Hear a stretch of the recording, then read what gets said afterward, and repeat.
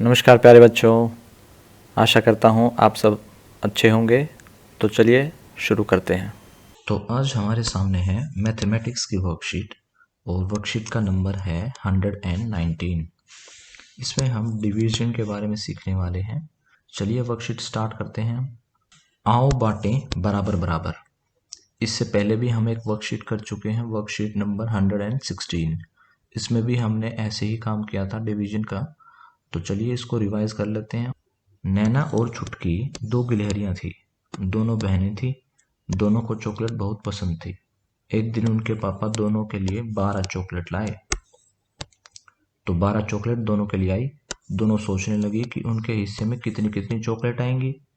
नैना ने कहा, मुझे एक तरीका पता है, हमें 12 के दो बराबर हिस्से करने पड़ेंगे। तो 2 को 12 में से बराबर बराबर घटाना पड़ेगा। चलिए इसको देखते हैं, समझते हैं कि हमारे पास 12 चॉकलेट हैं यहाँ पे, और 12 चॉकलेट को हमें दो बराबर हिस्सों में बांटना है।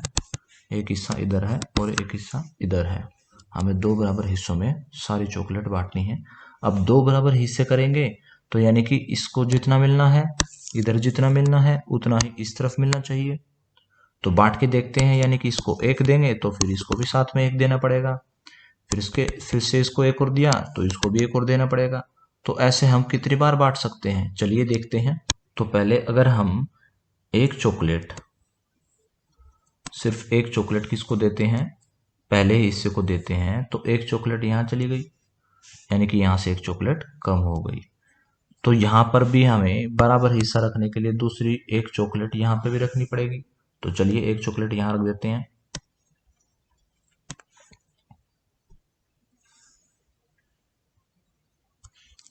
अब हमने दोनों हिस्सों में एक एक चॉकलेट रख दी है और यहाँ से दो चॉकलेट कम हो गई हैं।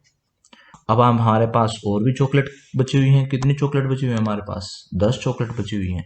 क्यों? क्योंकि 12 में से हमने दोनों को एक एक चॉकलेट दे दिया, तो एक बार में हमारे पास दो चॉकलेट कम हो गई। 12 में से दो चॉकलेट कम हो गई, तो अब हमारे पास 10 चॉकलेट बची हैं।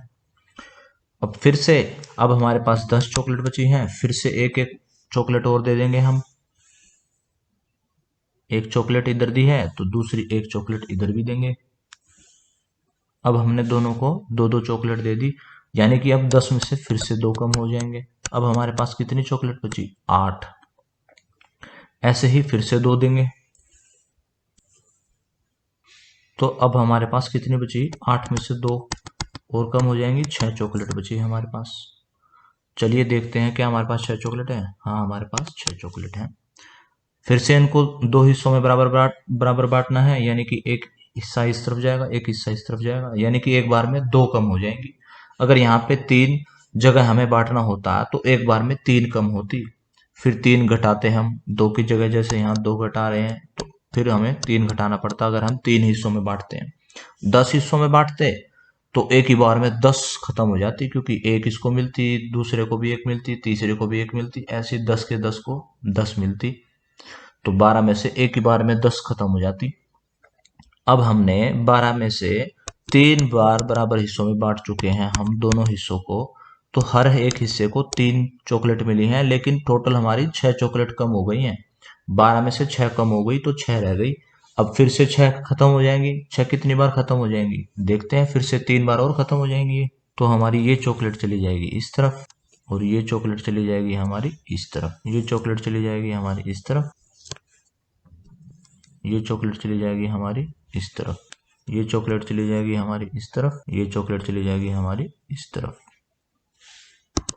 अब हम देखते हैं, इधर हमने 1 2 3 4 5 6, इधर हमने 6 चॉकलेट दे दी हैं।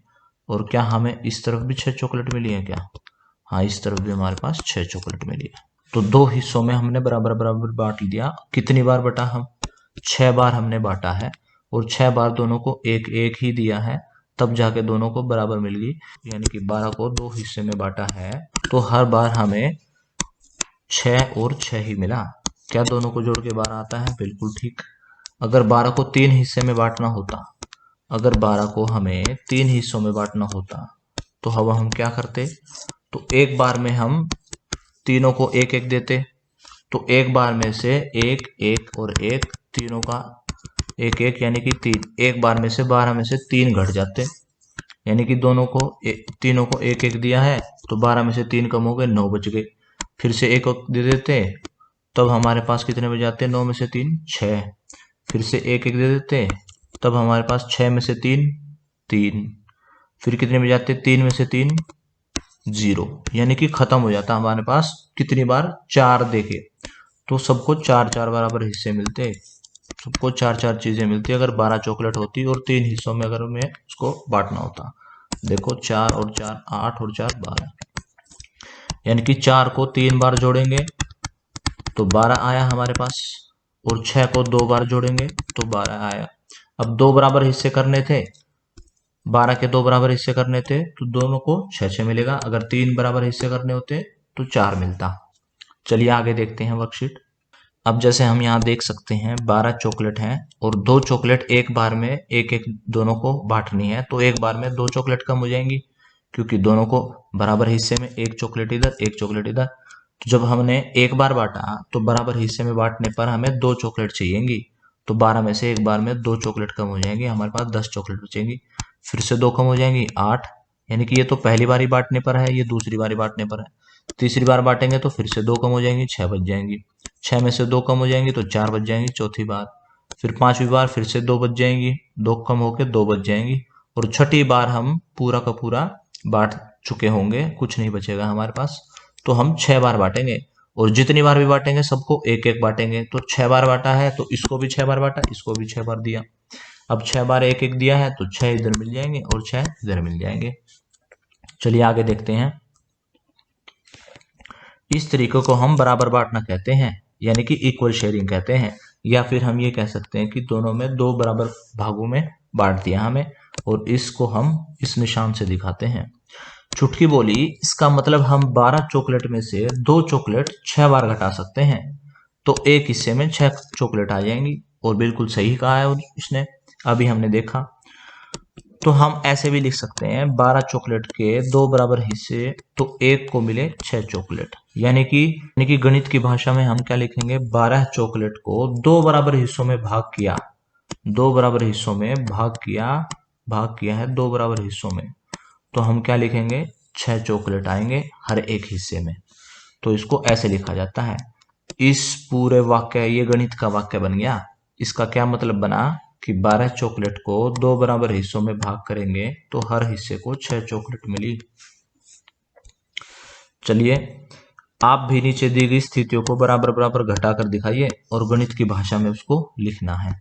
यानी कि जैसे ये गणित की भाषा में यहाँ लिखा हुआ है, 27 को 9 बराबर जगह बांटना है, तो हर जगह कितना आएगा? 3। कैसे आया अभी देखते हैं।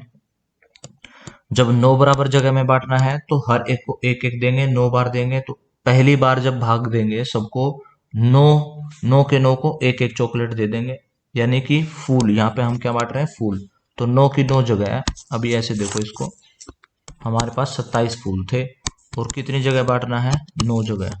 तो पहली बार जब सबको देंगे एक एक देंगे तो कितने खत्म हो जाएंगे? हमारे पास 9 खत्म हो जाएंगे। फिर दूसरी बार एक एक देंगे, फिर से 9 खत्म हो जाएंगे। फिर तीसरी बार देंगे तो फिर से 9 खत्म हो जाएंगे। तो हमारे पास कितने खत्म हो जाएंगे? हर बार 9 खत्म हो जाएंगे। तो 9 हिस्सों में बराबर बराबर देना है, तो एक बार में पहली बार 9 के 9 को दे देंगे तो 27 में से 9 खत्म हो जाएंगे, 18 बच जाएगा। 18 में से फिर से 9 के 9 को बराबर हिस्से में देना है, तो सबको एक एक देंगे, 9 हिस्से फिर से खत्म हो जाएंगे हमारे पास 9। फिर से 9 हिस्से खत्म हो जाएंगे, 9 में से 9 कुछ नहीं बचेगा हमारे पास। यानी कि हम 3 बार भाग कर सकते हैं, सबको एक एक बार, सबको एक एक चीज कितनी बार दे सकते हैं हम? 3 बार। तो सबको 3 फूल मिलेंगे, यानी कि 9 भाग में अगर बांटेंगे 27 फूल को तो 3 फूल बनेगा। ऐसे ही 30 अमरूद के 6 बराबर हिस्से करेंगे तो 30 में से हर बार 6 घटेगा, 24 आया। फिर से 24 में से 6 घटेगा तो क्या आ जाएगा? 18। फिर से 18 में से 6 घटेगा तो कितना आ जाएगा? 12। फिर से 12 में से 6 घटेगा कितना आ जाएगा? 6। फिर से 6 में से 6 घटेगा कितना आ जाएगा? 0। तो कितनी बार मिलेगा सबको? एक बार, 2 बार, 3 बार, 4 बार और 5 बार। यानी कि हम 30 अमरूद के 6 बराबर हिस्से कितनी बार कर सकते हैं? 5 बार। इसको गणित की भाषा में कैसे लिखेंगे हम?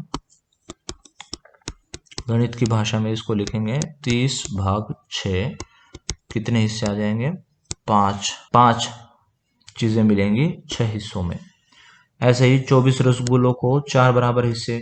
अब 24 रसगुल्ले हैं तो 4 हिस्सों में बांटना है, तो जब भी बांटेंगे तो 4 रसगुल्ले खत्म हो जाएंगे। 24 में से 4 घट जाएंगे 20, फिर से 20 में से 4 घट जाएंगे, ये हो जाएगा 16, फिर से 16 में से 4 घट जाएंगे, ये हो जाएगा 12, फिर से 12 में से 4 घट जाएंगे, ये हो जाएगा 8, 8 में से 4 घट जाएंगे 4, और 4 में से 4 फिर से घटेंगे 0।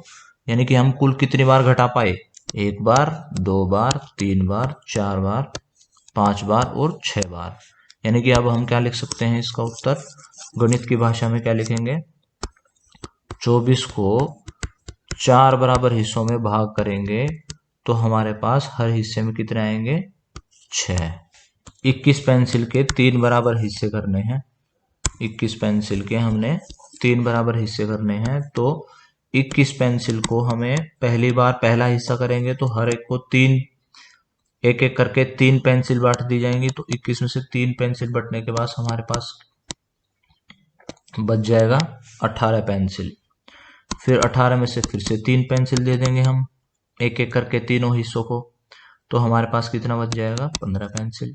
ऐसे ही 15 में से 3 फिर से दे देंगे तो हमारे पास 12 बच जाएगा। 12 में से फिर से हर एक हिस्से को हम 3 पेंसिल बांट देंगे तो कितना बच जाएगा? 9। 9 में से फिर से 3 बांट देंगे तो बच जाएगा 6। 6 में से 3 फिर से बांट देंगे तो बच जाएगा 3। 3 में से फिर से 3 बांट देंगे तो बच जाएगा 0। तो हमने कितनी बार बांटा? 1, 2, 3, 4, 5, 6 और 7। तो यानी कि 21 को 3 बराबर हिस्सों में हम 7 बार बांट सकते हैं। यानी कि 7 हिस्से बन जाएंगे। 21 भाग में 3 कितना आ जाएगा हमारे पास? 7। आज की क्लास यहीं ख़त्म होती है। अगर आपके कुछ डाउट्स अभी भी बाकी हैं तो आप कमेंट सेक्शन में पूछ सकते हैं। कल फिर मिलेंगे, कुछ नया सीखेंगे। तब तक के लिए धन्यवाद। जय हिंद।